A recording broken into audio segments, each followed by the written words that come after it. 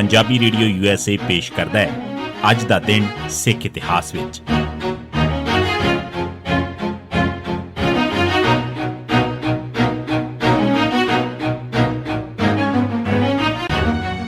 ਸਿੱਖ ਇਤਿਹਾਸ ਦੀਆਂ ਘਟਨਾਵਾਂ 'ਚ 7 ਜੁਲਾਈ ਦਾ ਦਿਨ। 1799 ਰਣਜੀਤ ਸਿੰਘ ਤੇ ਸਦਾ ਕੌਰ ਦਾ ਲਾਹੌਰ ਤੇ ਕਬਜ਼ਾ। 5 ਜੁਲਾਈ 1799 ਦੇ ਦਿਨ ਰਣਜੀਤ ਸਿੰਘ ਤੇ ਸਦਾ ਕੌਰ ਦੀਆਂ ਫੌਜਾਂ ਲਾਹੌਰ ਪੁੱਜ ਚੁੱਕੀਆਂ ਸਨ। ਯੋਜਨਾ ਮੁਤਾਬਕ ਰਣਜੀਤ ਸਿੰਘ 7 ਜੁਲਾਈ 1799 ਦੀ ਸਵੇਰ ਨੂੰ ਸ਼ਹਿਰ 'ਚ ਦਾਖਲ ਹੋ ਕੇ ਕਾਬਜ਼ ਹੋ ਗਿਆ। ਕਿਲੇ ਤੇ ਕਬਜ਼ਾ ਕਰਨ ਵਾਸਤੇ ਚੇਤ ਸਿੰਘ ਦੀ ਵਫਾਦਾਰ ਫੌਜ ਨੇ ਕੁਝ ਚਿਰ ਲੜਾਈ ਕੀਤੀ, ਪਰ ਉਹਨਾਂ ਦੀ ਗਿਣਤੀ ਥੋੜ੍ਹੀ ਹੋਣ ਕਰਕੇ ਰਣਜੀਤ ਸਿੰਘ ਤੇ ਸਦਾ ਕੌਰ ਦਾ ਪਲੜਾ ਭਾਰੀ ਰਿਹਾ।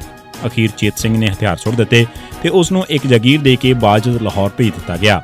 ਜਗੀਰ ਦਾ ਇਹ ਪੈਟਰਨ ਸਿੱਖ ਫਲਸਫੇ ਵਿੱਚ ਮਨਜ਼ੂਰ ਨਹੀਂ ਕੀਤਾ ਜਾ ਸਕਦਾ। ਜਦ ਬਾਬਾ ਬੰਦਾ ਸਿੰਘ ਨੇ ਸਰਹੰਦ ਨੂੰ ਆਜ਼ਾਦ ਕਰਵਾਇਆ ਤਾਂ ਉਸਨੇ ਜਗੀਰਦਾਰੀ ਨੂੰ ਬਿਲਕੁਲ ਖਤਮ ਕਰ ਦਿੱਤਾ ਸੀ। ਰਣਜੀਤ ਸਿੰਘ ਦੇ ਰਾਜ ਵਿੱਚ ਇਹ ਦੁਬਾਰਾ ਪੁੱਠਾ ਗੇੜ ਸ਼ੁਰੂ ਕੀਤਾ ਗਿਆ। 1866 ਕੂਕਿਆਂ ਨੇ ਸਮਾਧਾਂ ਢਾਈਆਂ। 1865 ਤੱਕ ਕੂਕਾ ਆਗੂ ਰਾਮ ਸਿੰਘ ਕੋਲ ਕਾਫੀ ਚੇਲੇ ਆ ਚੁੱਕੇ ਸਨ। ਉਹ ਉਹਨਾਂ 'ਚ ਨਿਰੋਲ ਸਿੱਖੀ ਦਾ ਪ੍ਰਚਾਰ ਕਰਿਆ ਕਰਦੇ ਸਨ ਤੇ ਸਿੱਖੀ 'ਚ ਆ ਚੁੱਕੀਆਂ ਬ੍ਰਾਹਮਣੀ ਰਵਾਇਤਾਂ ਨੂੰ ਛੱਡਣ ਵਾਸਤੇ ਸਿੱਖਿਆ ਦਿੰਦੇ ਰਹਿੰਦੇ ਸਨ। ਇਸੇ ਪ੍ਰਚਾਰ ਹੇਠ ਉਹਨਾਂ ਨੇ ਆਪਣੇ ਚੇਲਿਆਂ ਨੂੰ ਮਰਗਿਆਂ ਦੀਆਂ ਸਮਾਧੀਆਂ ਬਣਾਉਣ ਦੇ ਵਿਰੁੱਧ ਭੜਕਾਇਆ। ਉਹਨਾਂ ਨੇ ਸਮਾਧਾਂ ਬਣਾਉਣ ਨੂੰ ਸਿੱਖੀ ਦੇ ਮੂਲੋਂ ਉਲਟ ਦੱਸਿਆ। ਉਹਨਾਂ ਨੇ ਬੁੱਤ ਪ੍ਰਸਤੀ ਵਿਰੁੱਧ ਪ੍ਰਚਾਰ ਵੀ ਕੀਤਾ। ਉਹਨਾਂ ਦੇ ਅਜਿਹੇ ਬੋਲਾਂ ਦਾ ਅਸਰ ਕੁਝ ਨੌਜਵਾਨਾਂ ਤੇ ਹੋਇਆ ਤੇ ਉਹਨਾਂ ਨੇ ਪੰਜਾਬ ਦੇ ਕੁਝ ਹਿੱਸਿਆਂ 'ਚ ਸਮਾਧਾਂ ਢਾਉਣੀਆਂ ਸ਼ੁਰੂ ਕਰ ਦਿੱਤੀਆਂ। ਸਮਾਧਾਂ ਢਾਉਣ ਦਾ ਸਭ ਤੋਂ ਪਹਿਲਾ ਐਕਸ਼ਨ 7 ਜੁਲਾਈ 1866 ਦੇ ਦਿਨ ਲੁਧਿਆਣਾ 'ਚ ਹੋਇਆ, ਪਰ ਕਿਉਂਕਿ ਇਹ ਕਾਰਵਾਈ ਇੰਨੀ ਵੱਡੀ ਪੱਧਰ ਤੇ ਨਹੀਂ ਹੋਈ ਸੀ, ਇਸ ਕਰਕੇ ਅੰਗਰੇਜ਼ਾਂ ਨੇ ਇਸ ਦਾ ਕੋਈ ਨੋਟਿਸ ਨਾ ਲਿਆ। 1955 ਗਿਆਨ ਸਿੰਘ ਰਾੜੇਵਾਲਾ ਸ਼੍ਰੋਮਣੀ ਕਮੇਟੀ ਦੇ ਪ੍ਰਧਾਨ ਬਣੇ। 1955 ਦੇ ਮੋਰਚੇ ਦੌਰਾਨ ਜਦ ਪੁਲਿਸ ਨੇ ਦਰਬਾਰ ਸਾਹਿਬ ਤੇ ਐਕਸ਼ਨ ਕੀਤਾ ਤਾਂ ਸ਼੍ਰੋਮਣੀ ਕਮੇਟੀ ਉਦੋਂ ਦੇ ਐਕਟਿੰਗ ਪ੍ਰਧਾਨ ਬਾਬਾ ਹਰਕਿਸ਼ਨ ਨੂੰ ਗ੍ਰਿਫਤਾਰ ਕਰ ਲਿਆ ਗਿਆ। ਉਹਨਾਂ ਦੀ ਥਾਂ ਤੇ 7 ਜੁਲਾਈ 1955 ਦੇ ਦਿਨ ਗਿਆਨ ਸਿੰਘ ਰਾੜੇਵਾਲਾ ਸ਼੍ਰੋਮਣੀ ਕਮੇਟੀ ਦੇ ਐਕਟਿੰਗ ਪ੍ਰਧਾਨ ਬਣਾਏ ਗਏ। 1987 ਹਿਮਾਚਲ 'ਚ ਸਿੱਖਾਂ ਦਾ ਕਤਲੇਆਮ ਤੇ ਸਿੱਖ ਜੰਗਲਾਂ ਨੂੰ ਦੌੜ ਗਏ। ਲਾਲੜੂ ਫਤਿਆਬਾਦ ਬੱਸ ਕਾਂਡ ਤੋਂ ਬਾਅਦ ਕਾਂਗਰਸ ਦੀ ਹਕੂਮਤ ਵਾਲੇ ਜ਼ੋਨ 'ਚ ਸਿੱਖਾਂ ਉੱਤੇ ਬਹੁਤੇ ਹਮਲੇ ਕੀਤੇ ਗਏ, ਜਿਸ 'ਚ 12 ਸਿੱਖ ਮਾਰੇ ਗਏ ਤੇ ਦਰਜਨਾਂ ਜ਼ਖਮੀ ਹੋ ਗਏ। ਹਰਿਆਣਾ 'ਚ ਸਿਰਸਾ, ਯਮੁਨਾਨਗਰ, ਕਾਲਕਾ, ਹਿਮਾਚਲ 'ਚ ਕੁੱਲੂ, ਮਨਾਲੀ, ਨਾਹਨ, ਨੂਰਪੁਰ, ਨੈਣਾ ਦੇਵੀ, ਨਾਲਾਗੜ੍ਹ ਤੋਂ ਇਲਾਵਾ ਦਿੱਲੀ ਤੇ ਰਿਸ਼ੀਕੇਸ਼ 'ਚ ਵੀ ਸਿੱਖਾਂ ਦੇ ਬਹੁਤ ਹਮਲੇ ਹੋਏ। ਸਭ ਤੋਂ ਵੱਧ ਜ਼ੁਲਮ ਕੁੱਲੂ, ਮਨਾਲੀ, ਕਾਲਕਾ, ਸਿਰਸਾ, ਰਿਸ਼ੀਕੇਸ਼ ਵਗੈਰਾ 'ਚ ਕੀਤਾ ਗਿਆ। ਕੁੱਲੂ ਤੇ ਮਨਾਲੀ 'ਚ ਸਿੱਖਾਂ ਦੇ ਘਰ, ਗੁਰਦੁਆਰੇ ਤੇ ਸਾਰੇ ਵਪਾਰਕ ਅਦਾਰੇ ਲੂਹ ਦਿੱਤੇ ਗਏ। ਮਨਾਲੀ 'ਚ ਤਾਂ ਇਹ ਹਾਲ ਹੋਇਆ ਕਿ ਸਿੱਖ ਜੰਗਲਾਂ 'ਚ ਦੌੜ ਗਏ ਤੇ ਉੱਥੇ ਉਹ 8-10 ਦਿਨ ਲੁਕ ਕੇ ਰਹੇ। ਹਿਮਾਚਲ ਦੇ ਕਾਂਗਰਸੀ ਮੁੱਖ ਮੰਤਰੀ ਵੀਰਭੱਦਰ ਸਿੰਘ ਕਾਤਲਾਂ ਦੀ ਪਿੱਠ ਤੇ ਸਨ। ਹਾਲਾਤ ਕੁਝ ਨਰਮ ਹੋਣ ਮਗਰੋਂ ਕੁਝ ਕਾਂਗਰਸੀ ਸਿੱਖ ਵੀਰਭੱਦਰ ਨੂੰ ਮਿਲਣ ਗਏ ਤੇ ਉਹਨਾਂ ਨੇ ਆਪਣੇ ਘਰਾਂ ਤੇ ਦੁਕਾਨਾਂ ਦੀਆਂ ਚਾਬੀਆਂ ਉਹਨਾਂ ਦੀ ਮੇਜ਼ ਤੇ ਰੱਖਦਿਆਂ ਕਿਹਾ ਕਿ ਜਾਂ ਤਾਂ ਸਾਨੂੰ ਹਿਫਾਜ਼ਤ ਦਿਓ, ਨਹੀਂ ਤਾਂ ਚਾਬੀਆਂ ਤੁਹਾਡੇ ਮੇਜ਼ ਤੇ ਰੱਖ ਚੱਲੇ ਹਾਂ।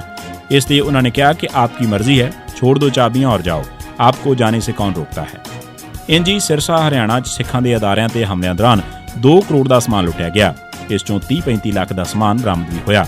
ਹਰਿਆਣਾ 'ਚ ਕੁਝ ਹਿੰਦੂ ਇਸ ਕਾਂਡ 'ਚ ਫੜੇ ਵੀ ਗਏ, ਪਰ ਇਹ ਕਾਰਵਾਈ ਸਿਰਫ ਦਿਖਾਵੇ ਲਈ ਸੀ। ਉਹਨਾਂ ਨੂੰ ਕਦੇ ਵੀ ਕੋਈ ਸਜ਼ਾ ਨਾ ਹੋਈ। 9 ਜੁਲਾਈ ਨੂੰ ਹਰਿਆਣਾ ਅਸੈਂਬਲੀ 'ਚ ਇਹਨਾਂ ਦੋਵਾਂ ਵਾਰਦਾਤਾਂ ਤੇ ਰੋਸ ਦਾ ਇਜ਼ਹਾਰ ਕੀਤਾ ਗਿਆ, ਪਰ ਸਿੱਖਾਂ ਤੇ ਹਮਲਿਆਂ ਬਾਰੇ ਧੀਰਪਾਲ, MLA ਲੋਕਦਲ ਤੋਂ ਇਲਾਵਾ ਕਿਸੇ ਨੇ ਵੀ ਕੁਝ ਨਾ ਆਖਿਆ। ਹੋਰ ਤਾਂ ਹੋਰ ਅੱਧੀ ਦਰਜਨ ਸਿੱਖ MLA ਵੀ ਚੁੱਪ ਕਰਕੇ ਬੈਠੇ ਰਹੇ। 1988 ਸੁਰਜੀਤ ਸਿੰਘ ਬਰਨਾਲਾ ਅਕਾਲ ਤਖ਼ਤ ਸਾਹਿਬ ਤੇ ਪੇਸ਼। ਆਪਣੀ ਹਕੂਮਤ ਵੇਲੇ ਸੁਰਜੀਤ ਸਿੰਘ ਬਰਨਾਲਾ ਨੇ ਅਕਾਲ ਤਖ਼ਤ ਸਾਹਿਬ ਦੇ ਪੁਜਾਰੀਆਂ ਵੱਲੋਂ ਸਮਨ ਭੇਜੇ ਜਾਣ ਤੇ ਸਖਤ ਲਫ਼ਜ਼ਾਂ 'ਚ ਉਹਨਾਂ ਨੂੰ ਰੱਦ ਕੀਤਾ ਸੀ, ਪਰ 7 ਜੁਲਾਈ 1988 ਨੂੰ ਅਕਾਲ ਤਖ਼ਤ ਸਾਹਿਬ ਤੇ ਫਿਰ ਮੁਆਫੀ ਮੰਗਣ ਵਾਸਤੇ ਪੇਸ਼ ਹੋਏ।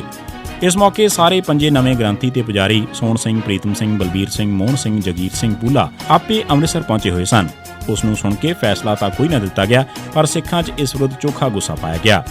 7 ਜੁਲਾਈ 1999 ਦੇ ਦਿਨ ਪੰਜਾਬ ਪੁਲਿਸ ਨੇ ਚਰਨਜੀਤ ਸਿੰਘ ਚੰਨੀ ਪੁੱਤਰ ਗੁਰਨਾਮ ਸਿੰਘ ਵਾਸੀ ਸਾਨੀਆ ਅੰਮ੍ਰਿਤਸਰ ਨੂੰ, ਭੁਪਿੰਦਰ ਸਿੰਘ ਭੋਲਾ ਉਰਫ ਫਤਿਹ ਸਿੰਘ ਤੇ ਸੁਖਦੇਵ ਸਿੰਘ ਬੱਬਰ ਵਾਸੀ ਨੰਗਲ ਏਕਲਗੱਡਾ ਅੰਮ੍ਰਿਤਸਰ ਨੂੰ ਨਕਲੀ ਮੁਕਾਬਲੇ 'ਚ ਸ਼ਹੀਦ ਕੀਤਾ। 7 ਜੁਲਾਈ 1990 ਦੇ ਦਿਨ ਪੰਜਾਬ ਪੁਲਿਸ ਨੇ ਸੁਖਰਾਜ ਸਿੰਘ ਰਾਜੂ ਨੂੰ ਤੇ ਬਲਵਿੰਦਰ ਸਿੰਘ ਰਾਣਾ ਨੂੰ ਸ਼ਹੀਦ ਕੀਤਾ। ਇਹ ਸੀ ਸਿੱਖ ਇਤਿਹਾਸ ਦੀਆਂ ਘਟਨਾਵਾਂ 'ਚ 7 ਜੁਲਾਈ ਦਾ ਦਿਨ। ਸੁਣਦੇ ਰਹੋ ਪੰਜਾਬੀ ਰੇਡੀਓ USA।